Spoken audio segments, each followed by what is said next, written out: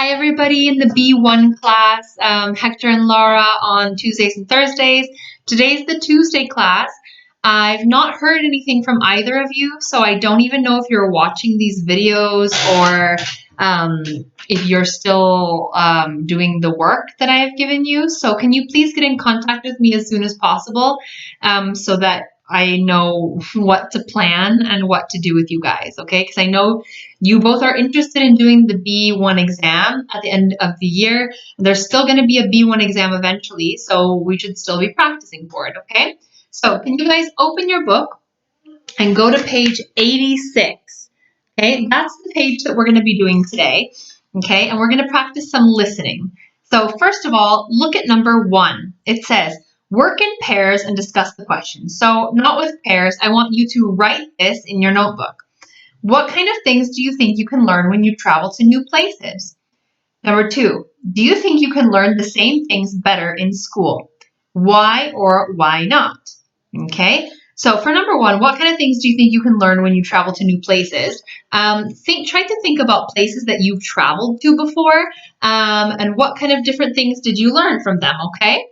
And number 2, do you think you can learn these same things not in school, in a school setting? Why and why not, okay? So what you're going to do first is have a look here at number 2. Listen to a girl talking about how she and her family are traveling the world. Answer the questions. So we're going to do this part together. Number 1 says, has she enjoyed traveling? Why or why not? And number 2 says, where does she go to school? You and me are going to read this together. You listen to what I'm saying and answer questions 1 and 2, okay? So, hi, I'm Sarah. You know, I've been traveling the world with my parents and my twin brother for 6 years. Yes, we don't have to go to school. My parents decided that we needed to travel to really find out how the world works, but that we must learn subjects like geography and history and sciences from the real world and all the living things surrounding us. We set off on the road when I was 10, but we didn't travel abroad until 2 years later when I was 12. I remember because our first trip abroad was on my birthday. At the start, we traveled around Australia quite a lot, enjoying the nature and beauty of our own country. We had to sell our house before we could go overseas, but then with only a couple of suitcases, we boarded a plane to the southern states in the USA, and after 2 weeks, we went on to Mexico and Central America. And now we've been everywhere. We've traveled to 6 continents and 41 countries, but all places which are hot.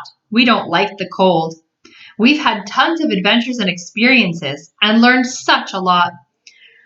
And what's been great about this time? Well, I enjoy traveling with a passion. I love reading stories rather than maps or travel guides about the places I'm in, and I especially like writing about my experiences. I love walking in nature and pretty much anything to do with beautiful beaches or the water. I really love swimming in the sea or ocean. I know many people think I've missed school, but in fact, I've learned more. I've met a lot of amazing, interesting people, and most of all, I value the friends I've made. Soon we'll have to go home. It's been nice not being in school, but like everybody else, I have to do my exams. Okay, so number 1 says here, number 1, has she enjoyed traveling? Why or why not? So yes, she has enjoyed traveling. She's loved getting to know new places, experience new things, and meet new friends. And where does she go to school? She goes to school back in Australia. Well, she doesn't actually go to school now, but she has to go back to Australia with her family to do her exams. Okay, so in Australia, I guess. Now, I want you guys to go back and listen again and fill in the information in this purple box. So you need to go back in the video, listen again, and complete the information here, okay? You have some tips here, okay? It says, look carefully at the words before the gap. For example, an article is followed by a noun, a number, and maybe followed by a plural noun. Also check how many words you think might be missing. So you need to think about what words you're going to hear in those spaces. It can be a number, it can be a word, it can be a place, it can be a time, anything like that. Okay, so again, go back, listen again, pause the video, and answer these questions, fill in the gaps, and send it to me for homework. Okay? Now, have a look up here. We're going to do this together. In the grammar box, you have modals of obligation, prohibition, and necessity. You have must and must and mustn't, have to, don't have to, had to, will have to, and need to and don't need to. Can you guys please read the box and fill in the spaces with the correct modal verb? Okay, so pause the video, complete the grammar box, and then we're going to do it together. Okay, so when you finish, now that you've finished, we're going to do it together. Okay, so number 1 says, my parents said we mustn't, like this. We mustn't just study from books. Number 2 is must. It's an obligation. We must learn subjects like geography and history. This is an obligation. This is a prohibition. Mustn't means under no circumstance do that. Number 3, we don't have a traditional lifestyle because we don't have to. It's not necessary to go to school. We don't have to go to school. Okay. Number 4, had to. So we had to sell our house before we could go overseas. Had to is must in the past. Okay. There's no form of must in the past. So you need to use had to in the past. Okay. Number 5, soon we will have to go home. Okay. So this is must, but in the future.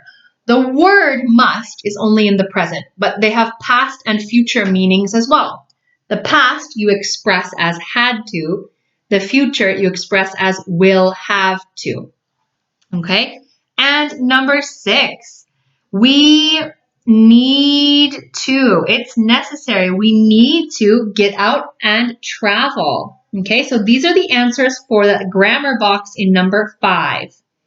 Okay? Now, I would like you guys to complete number 6 as homework. Okay?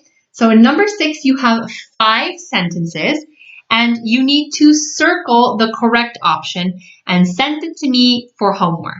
Okay? We're not going to do number 7. All right? So it's only page 86. The homework was complete this listening and complete number 6. Okay? So that's all for today. The only thing I want to tell you, actually, there are 3 pieces of information I'd like to tell you. First of all, our school is having a competition this week where you need to write 1 or 2 sentences about what you're going to do when the coronavirus crisis is finished, okay? Because obviously now we can't leave our houses. What are you going to do after? For the competition, you need to have 1 or 2 lines starting with this sentence.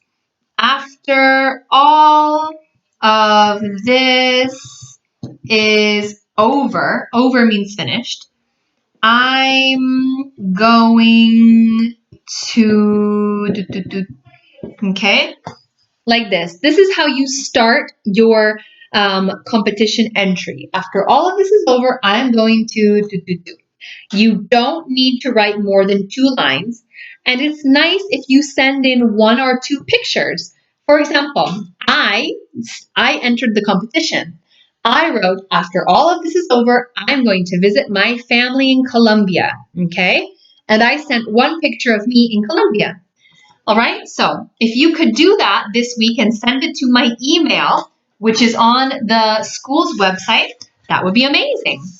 Okay, guys, the second piece of information is for extra work and extra practice, you can go to our website, the English School Google, and in a small pop-up box, go to the bottom and you have resources in PDF that you can do.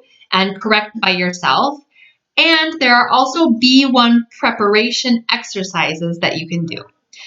The third piece of information is next week on Tuesday and Thursday, there's no class, okay? Which means I'm going to give you work for next week, okay? So please, guys, get in touch. I'd love to hear from you. I hope you and your families are doing well. We're all okay here for the moment, and I hope we can see each other again soon, okay? Bye. See you on Thursday.